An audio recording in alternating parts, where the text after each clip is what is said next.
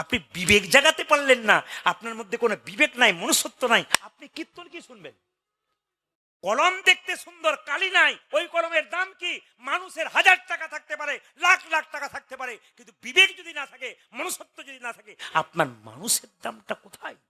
এই জন্য বারবার বলি, এ তো শুধুমাত্র কয়েকশো লোকের কাছে বলছি, এ তো যখন আমাদের কীর্তন শুনে হাজার হাজার মানুষ, মানে 10,000 মানুষ একসঙ্গে একটা কথা শোনার পর আহা করে ওঠে, গোটা আসর যেন কাঁপতে থাকে প্রেমে, ভক্তিতে।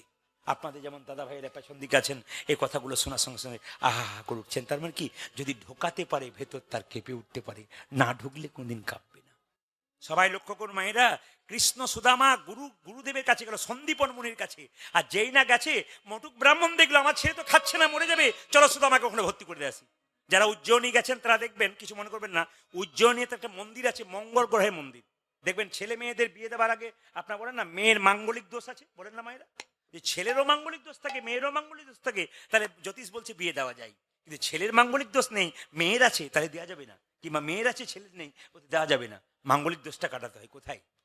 কোনো ব্রাহ্মণ দিয়ে, কোনো বৈষ্ণব দিয়ে, কোনো জ্যোতিষ দিয়ে, যারা জ্যোতিষ কাজ করেন তারা অনেক সময় পারেন এগুলো করতে। হ্যাঁ, তা আপনাদের কাছে নিবেদন রইল, এই মাঙ্গলিক দোষের কথা যদি অনেকে পাল্টাতে চাই, উজ্জয়িনীতে গিয়ে ওই মঙ্গল গ্রহের মন্দির আছে, ওখানে গিয়ে কিন্তু পাল্টায়। ওখানে একটা মহাকাল শিবের মন্দির আছে, ওখানে কিন্তু ভোরবেলায় মঙ্গল আরতি হয়, চিতার ভস্য দিয়ে মঙ্গল আরতি হয়।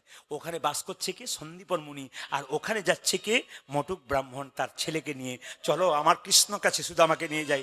জয় গুরু, জয় গুরু, গুরুদেবের জয়, জয় গুরু, জয় গুরু, গুরুদেবের জয়, জয় গুরু, জয় গুরু, গুরুদেবের জয়, জয় গুরু, জয় গুরু, গুরুদেবের জয়, জয় গুরু, জয় গুরু, গুরুদেব